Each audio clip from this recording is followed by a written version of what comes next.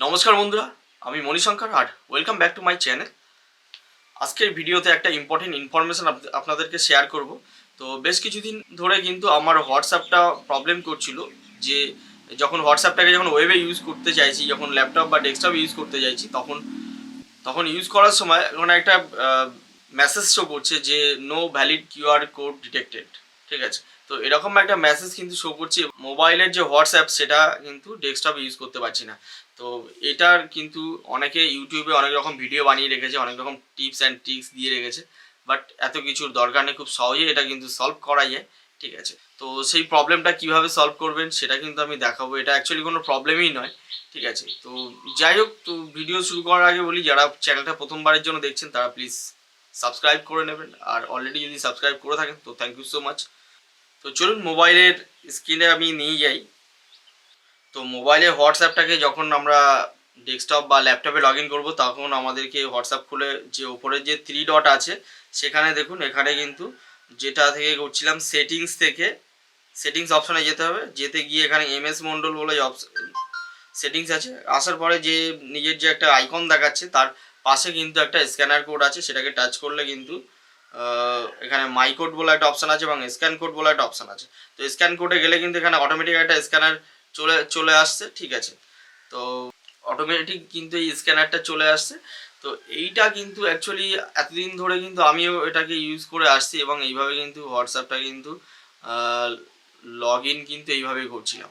But এটা কিন্তু হোয়াটসঅ্যাপে অ্যাকচুয়ালি কিছু আপডেট এসছে, যে এই যে এখানে যেটা দেখছেন, এই যে এখানে স্ক্যানিং যে কোডটা, কাউকে হোয়াটসঅ্যাপ থেকে যখন পেমেন্ট করবেন তখন কিন্তু এই স্ক্যান দিয়ে কিন্তু যাকে পেমেন্ট করবেন তার হোয়াটসঅ্যাপের কিন্তু স্ক্যানারটা স্ক্যান করবে, তাহলে কিন্তু এটা হবে। অ্যাকচুয়ালি এটা পেমেন্ট করার জন্যে স্ক্যানিংটা হচ্ছে। ঠিক আছে, যার জন্য এই প্রবলেমটা হচ্ছে।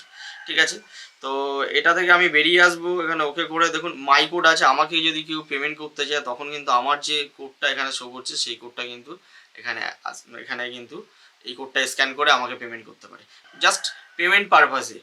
আর যেটা আমরা একটা অন্য ডিভাইসে আমার এই হোয়াটসঅ্যাপটাকে নিয়ে যাব, তার জন্য কিন্তু এখানে অপশান দিয়েছে।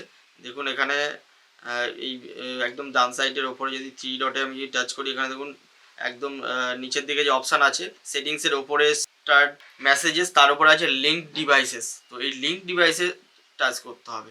ঠিক আছে, আর লিঙ্ক ডিভাইসে যদি টাচ করেন, এখানে লিঙ্ক এ ডিভাইস বলে যে অপশান আছে, এখানে কিন্তু এটা টাচ করলে মোবাইল ডেটা যে এটা আছে, এটা করে কিন্তু এখানে স্ক্যান করলে কিন্তু অটোমেটিক কিন্তু আপনার স্ক্যান করলে কিন্তু আপনার মোবাইলের যে হোয়াটসঅ্যাপটা ইউজ করে সেটা কিন্তু আপনার ডেস্কটপ বা ল্যাপটপে হোয়াটসঅ্যাপ ওয়েবে কিন্তু লগ ইন হয়ে যাবে। ঠিক আছে, এবং আপনার যে মোবাইলে যেভাবে আপনি হোয়াটসঅ্যাপটাকে ইউজ করতে পারেন সেইভাবে কিন্তু আপনার ল্যাপটপ বা ডেস্কটপে কিন্তু ইউজ করতে পারবেন। ঠিক আছে, তো এটাই হচ্ছে অ্যাকচুয়ালি সলিউশন। অ্যাকচুয়ালি এটা কোনো প্রবলেমই ছিল না। এটা অ্যাকচুয়ালি হোয়াটসঅ্যাপের যেহেতু আপডেট হয়েছে সেই জন্য হচ্ছে কিউআর কোড স্ক্যানিং প্রসেসটা দুটো অপশানে ভাগ করে দিয়েছে, যার জন্যে এই ইস্যুটা হচ্ছিল। আমিও প্রথমে প্রবলেমটা ফেস করছিলাম, বাট পরে দেখলাম এটা এই হচ্ছে। তো যারা এই প্রবলেমটা এখনও পর্যন্ত যারা প্রবলেমটা ফেস করছেন, তারা আশা করি ভিডিওটা দেখার পরে প্রবলেম সলভ হয়ে যাবে।